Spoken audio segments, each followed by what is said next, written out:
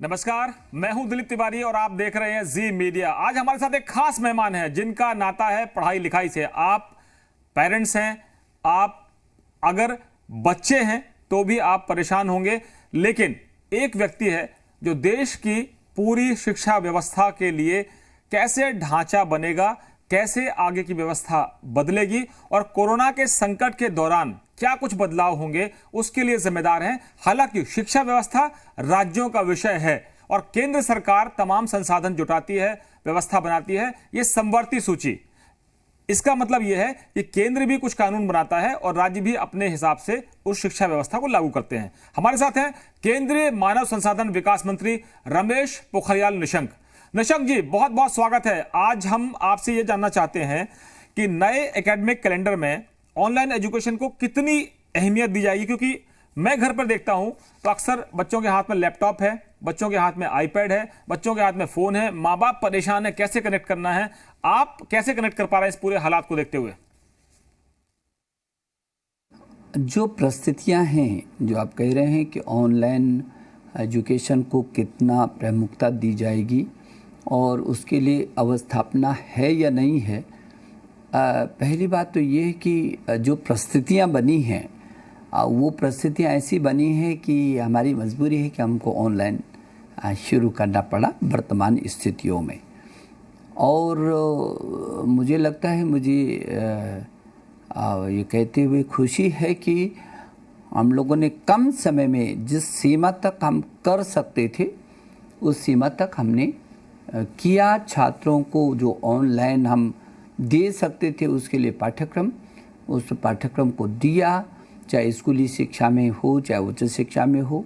हमने दीक्षा प्लेटफॉर्म पर, हमने ई पाठशाला के माध्यम से, हमने स्वयं के माध्यम से, हम स्वयं प्रभा के माध्यम से जो भी हम पाठ्यक्रमों को दे सकते थे वो हमने दिया।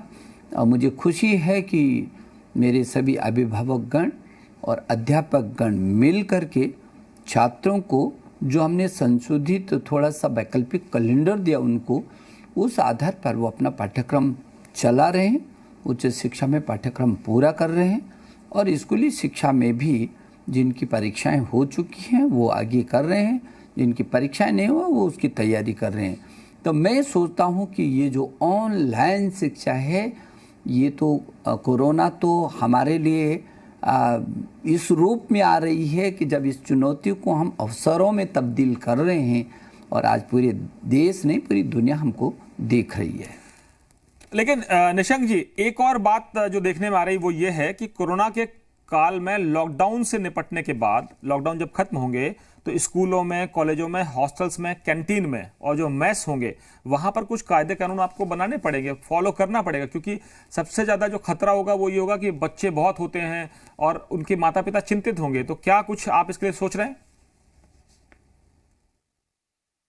स्वाभाविक की है कि जब ये स्थिति सामान्य होगी तो उस सामान्य स्थिति में जब हम स्कूल कॉलेजों को खोलेंगे तो किस तरीके से, क्योंकि अभी इसका प्रभाव तो रहने वाला है। यदि कॉलेज और स्कूल हम खोलें भी तो किस ढंग से, किस अनुशासन के साथ, इन मानकों के साथ और किस प्रतिबंध के साथ हम उन स्कूल और कॉलेजों को खोलेंगे।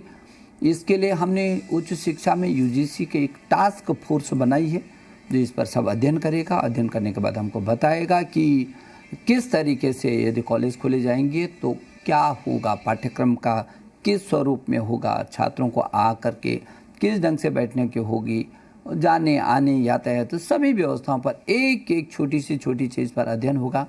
ऐसे ही हम लोगों ने यहाँ भी एनसीईआरटी को कहा है कि स्कूली शिक्षा में एक टास्क फोर्स बनाई है जो उन भविष्य की परिस्थितियों पर और उसके निवारण की दृष्टि से वो अध्ययन करेगा। और जब हम स्कूल खोलने की स्थिति में आएंगे तो उससे पहले ही इन सारी चीज़ों को हम अभिभावकों को और शैक्षणिक संस्थानों के प्रमुखों को इस बात को बांटेंगे। जी निशंक जी, हायर एजुकेशन में ऑनलाइन एग्जाम्स की संभावनाओं को तलाशने के लिए एक टास्क फोर्स बनाई गई थी। आज के मौजूदा हालात में उसको बहुत इंपॉर्टेंट रोल प्ले करना है, ये कहां तक पहुंचा काम? जो ऑनलाइन हमारा जो पाठ्यक्रम है उसके लिए जो हम लोगों ने टास्क फोर्स बनाया था, 2-3 प्रकार के अलग अलग बनाए। कमेटी तो ये बनाई थी कि अभी जो वर्तमान परिस्थितियाँ हैं वो हम कहाँ पर हैं और जो हमारे पास वर्तमान संसाधन हैं ऑनलाइन पर जाने के वो कितने हैं, और अब यदि आगे परिस्थितियाँ बढ़ती हैं तो शिक्षाविदों और अपने अध्यापकों की मदद से हम उसको और आगे कहाँ तक लेकर के जा सकते हैं। इसलिए ये अलग अलग टास्क फोर्स बनी है और विभिन्न क्षेत्रों में जितने हमारे टास्क फोर्स बनी है वो युद्ध स्तर पर रात दिन काम कर रहे हैं। मुझे इस बात को कहते हुए गर्व होता है कि हमारे देश के प्रधानमंत्री जी ने जिस तरीके से आह्वान किया पूरे देश का और जिस तरीके से उन्होंने अध्यापकों को, अभिभावकों को आह्वान किया, सारे अध्यापक एकजुट हुए हैं, अभिभावक को उस दिशा में सक्रिय हुए हैं और छात्रों ने भी अपना अनुशासन में रहते हुए अपने को न केवल सुरक्षित रखा है बल्कि अब वो अपने पाठ्यक्रम के साथ भी धीरे धीरे करके जुड़ना उन्होंने शुरू किया है। तो जो हमारे पास पाठ्यक्रम था वो पर्याप्त काफ़ी है, कम नहीं है, चाहे वो तकनीकी शिक्षा का हो और चाहे वो स्कूली शिक्षा का हो और चाहे वो उच्च शिक्षा के विभिन्न क्षेत्रों का हो, चाहे वो अनुसंधान की दिशा में हो। मैंने कहा कि स्वयं प्रभा के 32 चैनल हैं हमारे पास, 24 घंटे हैं, DTH पर हैं। हमारे स्वयं दुनिया का सबसे बड़ा ऐसा प्लेटफॉर्म है जिस पे हज़ारों हमारे पास पाठ्य सामग्री है। और NDL जो हमारा राष्ट्रीय डिजिटल लाइब्रेरी है उसमें 4-4.5 करोड़ से भी अधिक हम लोगों ने उसमें पाठ्य सामग्री को स्थापित किया है। शोध के क्षेत्र में हम चाहे ई-सिंधु शोध हो, चाहे ई-गंगा हो, चाहे वो स्पार्क हो, स्ट्राइड हो, इम्प्रिंट हो, इम्प्रेस हो, स्टार हो, ये विभिन्न माध्यमों से हम शोध और अनुसंधान के क्षेत्र में भी उस छात्र तक जुड़े हुए हैं। और स्कूली शिक्षा की दिशा में भी हमारे CBSE बोर्ड ने और हमारे NCERT ने ये जो दीक्षा प्लेटफॉर्म है उस पर डाले और विभिन्न राज्यों को भी हमने कहा है, बहुत सारे राज्यों ने अपने पाठ्यक्रम उस पर डाले हैं और अपनी अपनी भाषाओं में भी डाले हैं। तो मुझे लगता है कि ये देश के लिए एक नया अवसर आया है। हाँ, ज़रूर थोड़ा बहुत कठिनाई इस समय हो रही होगी, वो छात्र को भी हो रही होगी, वो अध्यापक को भी हो रही होगी, वो अभिभावक को भी हो रही है, लेकिन इन कठिनाइयों के लिए कोरोना आया है, उसे घबराने की ज़रूरत नहीं। ये जो चुनौती है, ये कठिनाइयाँ, हम इसका मुकाबला करेंगे और हम तेज़ी से आगे इस काम को बढ़ाएंगे जो आपने ऑनलाइन शिक्षा की आपने बात की है। जी, बहुत अहम बात है। आपकी सिफारिश पर गृह मंत्रालय ने देश भर में 3000 स्कूल और 16 रीजनल ऑफिसेस खोल दिए हैं ताकि 2.5 करोड़ 10वीं और 12वीं कक्षा की टेस्ट की कॉपी चेक की जा सके। कितने टीचर्स इसमें शामिल हैं और कॉपी चेक करने का जो सिस्टम है, मैकेनिज्म है, वो कैसा बनाया आपने? मुझे गृह मंत्री जी को आभार व्यक्त करना है कि गृह मंत्रालय ने हमको जो हमारी 171 जो विषय थे, कोर्सेज थे, उनके जो एग्ज़ाम हो चुके थे, उनकी 1.5 करोड़ से भी अधिक जो उत्तर पुस्तिकाएँ जांचने के लिए हमारी जगह जगह केंद्रों में थी, उन केंद्रों में लगभग 3000 CBSE के वो स्कूल जो मूल्यांकन केंद्र थे, उन मूल्यांकन केंद्रों से अध्यापक तक कैसे करके वो कॉपियाँ जा सकती हैं, ताकि इस बीच हम उन सभी कॉपियों को जांच कर लेंगे। उसकी अनुमति गृह मंत्रालय ने हमको दी है और हमारे जो 3000 ये जो केंद्र हैं, मूल्यांकन केंद्र, इन स्थानों से उस अध्यापक तक जो कॉपी जांचने का जो सुनिश्चित है, जो हमारे 16 क्षेत्रीय कार्यालय हैं उनके माध्यमों से जिस तरीके से उन परीक्षा की कॉपियों की जांच सुनिश्चित होगी, वो लगभग 50 दिन में हम उसको पूरा करेंगे। अभी हमारी कॉपियाँ बहुत तेज़ी से उन स्थानों तक पहुंच रही हैं और जैसे ही अध्यापकों को ये कॉपियाँ मिल रही हैं, वो अपना अभियान शुरू कर दिया उन्होंने। और इधर हम लोगों ने CBSE की जो बची हुई परीक्षाएं थी, वैसे तो 83 हैं, लेकिन हम लोगों ने उसको जो मूल विषय हैं वो मूल विषय 29 है, इन्हीं की परीक्षाओं को हमने करना है। जो वैकल्पिक विषय शेष हैं उसको आंतरिक मूल्यांकन पर हम करेंगे।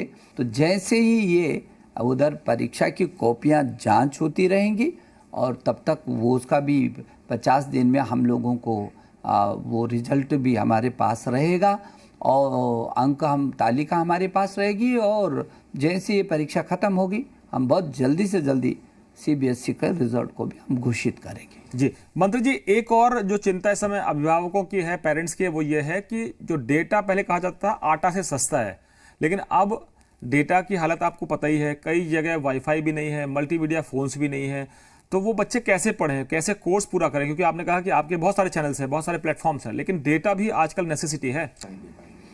हाँ निश्चित है, ये बड़ा महत्वपूर्ण सवाल भी है और कठिनाई का भी है, क्योंकि चाहे वो पूर्वोत्तर राज्य हों, चाहे वो ग्रामीण क्षेत्र हो, चाहे हिमालय राज्य हों, दूरस्थ क्षेत्र में कोई ज़रूरी नहीं कि वो तो कठिनाई के प्रदेश हैं, लेकिन सामान्यतः भी जो गरीब परिवार है उस बच्चे के पास कोई ज़रूरी नहीं कि उसके परिवार में किसी के पास भी स्मार्टफोन हो या उसके पास नेट की व्यवस्था हो।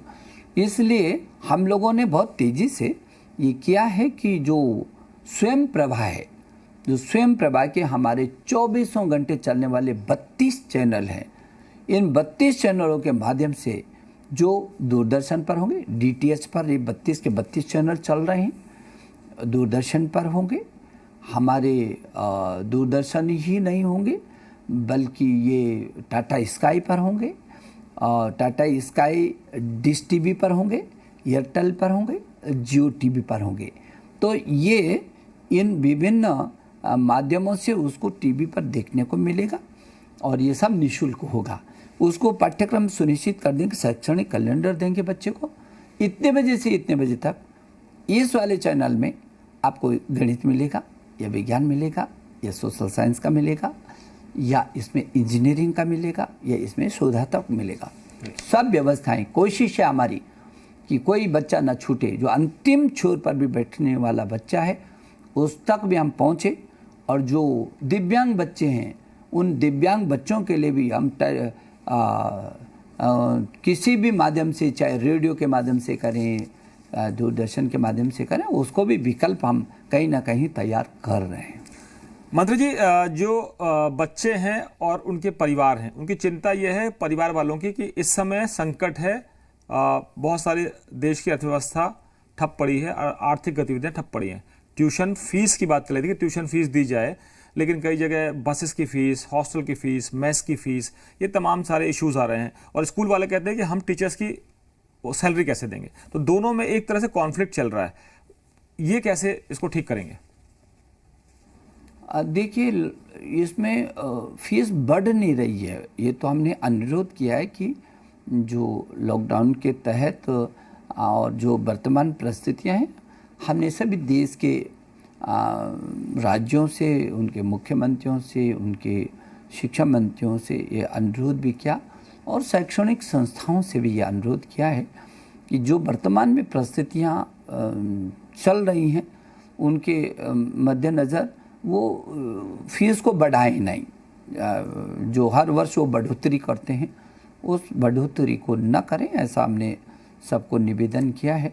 और कई बार जब प्रवेश होता है नया तो एक साथ 3-3 महीने का फीस भी, कुछ संस्थाओं की अपनी प्रक्रिया है, उनकी अपनी व्यवस्थाएं होती हैं, तो उनसे भी ये अनुरोध किया है राज्यों के शिक्षा मंत्रियों के माध्यम से कि यदि वो संस्थाएं एक साथ न लें तो वो उस अभिभावक पर एक साथ बोझ नहीं पड़ेगा। लेकिन तो भी, क्योंकि ये जो शिक्षा है ये राज्यों का विषय है, ये राज्यों को ही इस दिशा में कोई भी निर्णय लेना है। मंत्री जी, हमने देखा कि कुछ पॉजिटिव चेंजेस भी हैं। जो रियल क्लासरूम थे वो वर्चुअल क्लासरूम में बदल रहे हैं, घर में बच्चे कनेक्ट हो रहे हैं, टीचर्स भी नया कुछ सीख रहे हैं। आने वाले समय में आपको लगता है कि वर्चुअल क्लासरूम की कोई जगह होगी एजुकेशन सिस्टम में, क्योंकि आपके बच्चों को अब इस महामारी से भी तो जूझना होगा? देखिए, जो परिस्थितियाँ हैं वो मैंने पहले भी बताया कि जो अपने क्लासरूम में उसको आना था, आज उसका क्लासरूम अपने घर पर बना है।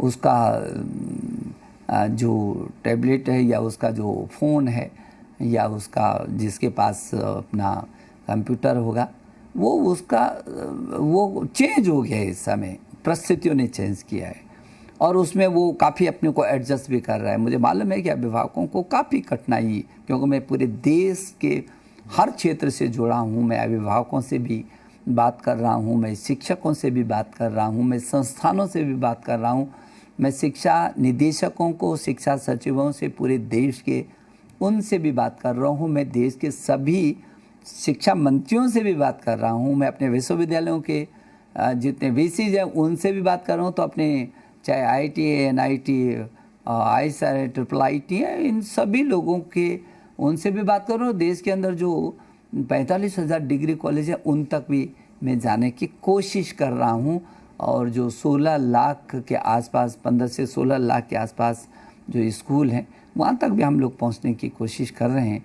तो ये तो निश्चित है कि इसका कोई विकल्प नहीं था और वो बच्चा कम से कम आज जो अस्थिरता का वातावरण, अस्थिरता का वातावरण खत्म हो गया है।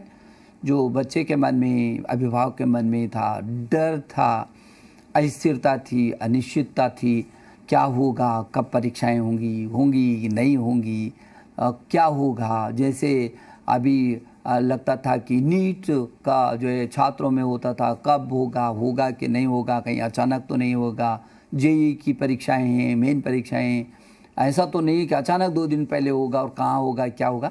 तो वो अनिश्चितता टोटली हमने ख़त्म की है। जहाँ बच्चे को उसके घर पर ऑनलाइन पढ़ाई के लिए कोशिश करके यथासंभव जो भी हमें क्षमता हो सकती है और जिस तरीके से हम कर सकते हैं उस तक पहुंचने की हमने कोशिश की, वहीं इस अनिश्चितता को भी हमने ख़त्म कर दिया। ये एक बात तो बिल्कुल साफ है मंत्री जी कि जो कोरोना है वो मुसीबत का नया नाम है। भविष्य में ऐसा कोई भी वायरस अटैक कभी भी हो सकता है। ऐसे में कई संस्थान है वो कह रहे हैं कि हम कोरोना को एक सब्जेक्ट के तौर पर पढ़ाना चाहते हैं।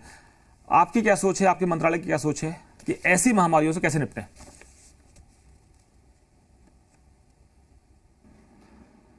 देखिए, आपको मालूम है कि अभी हमारा जो नई शिक्षा नीति आ रही है, 33 वर्षों के बाद आने वाली नई शिक्षा नीति नए फलक पर लेकर के आएंगे।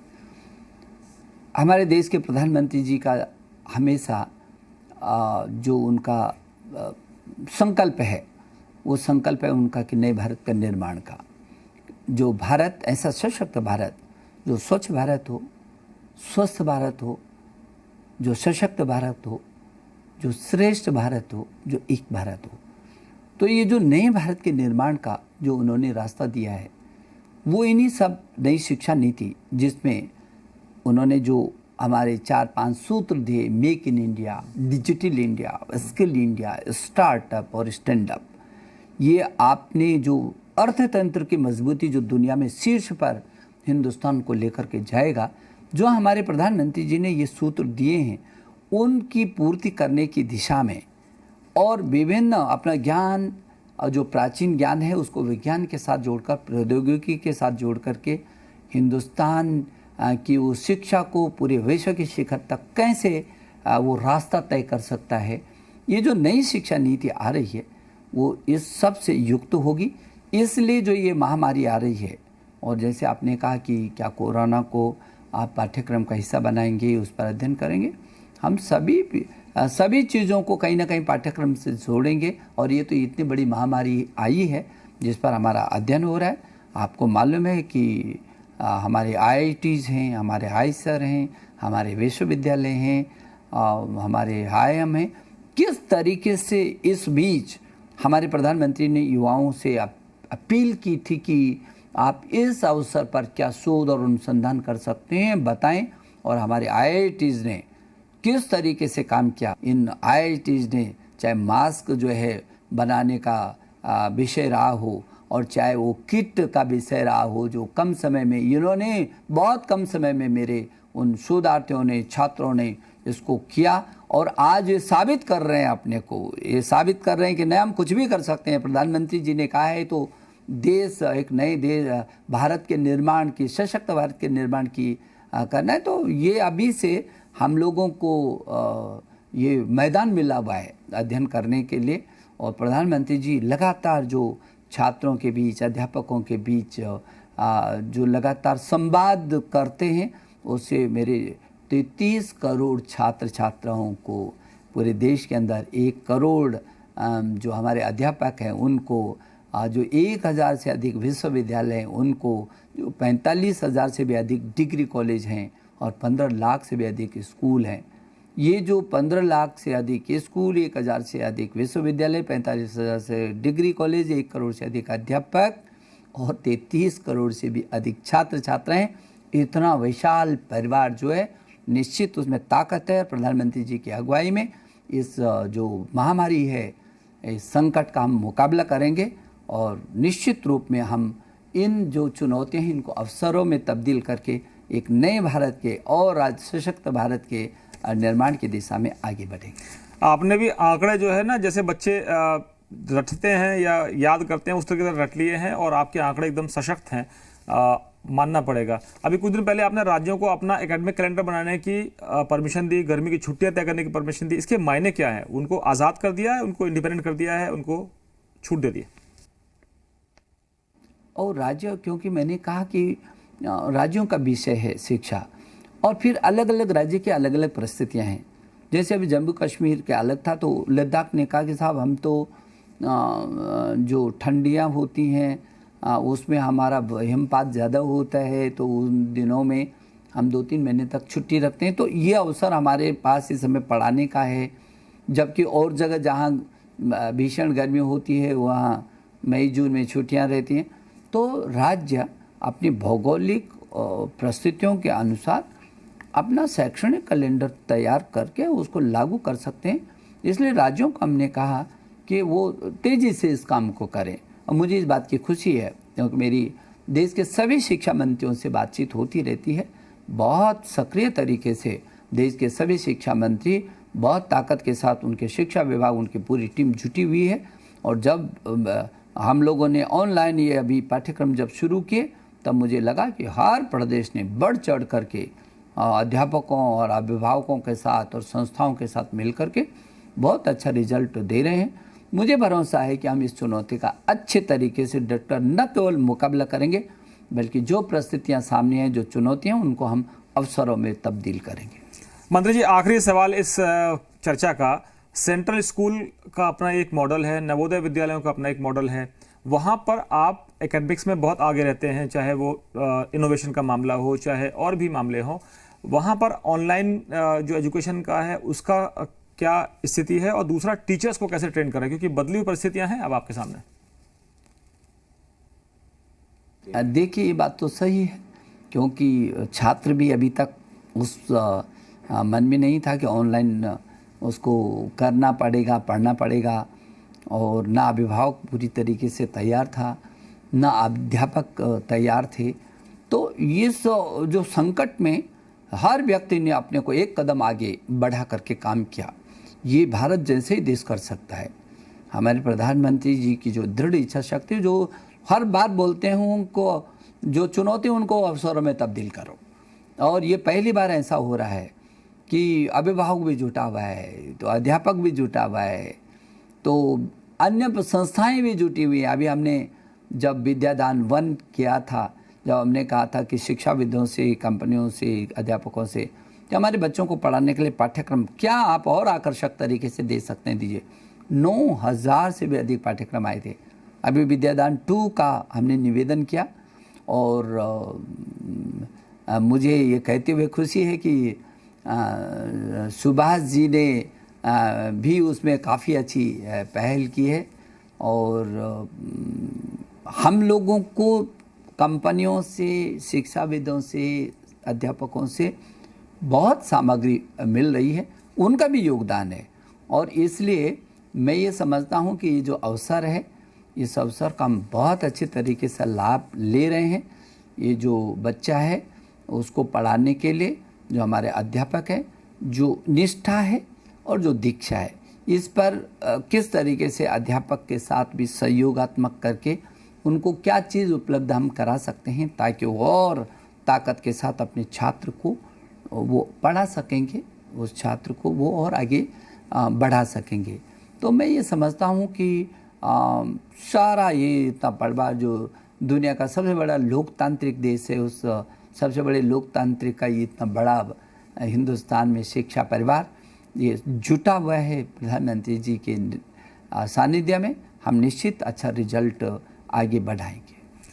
बहुत धन्यवाद रमेश पोखरियाल निशंक साहब, जो देश के मानव संसाधन विकास मंत्री। खुलकर उन्होंने एक ब्लूप्रिंट रखा है देश के सामने बच्चों के भविष्य को लेकर, देश की शिक्षा व्यवस्था को लेकर, और जाहिर है कि इससे न केवल बच्चों को बल्कि उनके पेरेंट्स को भी ये समझने में मदद मिलेगी कि केंद्र सरकार की भूमिका क्या है और वो किस तरह से इस दौर में, संकट के इस दौर में शिक्षा व्यवस्था को लेकर आगे बढ़ रही है। हमें उम्मीद है कि इस कार्यक्रम के जरिए हम आपके जो सवाल हैं वो उन तक पहुंचा पाए होंगे और उनका जवाब आपके काम आएगा। बहुत बहुत शुक्रिया। फिलहाल इस बुलेटिन में इतना ही। खबरों के लिए बने रहिए हमारे साथ और देखते रहिए जी मीडिया।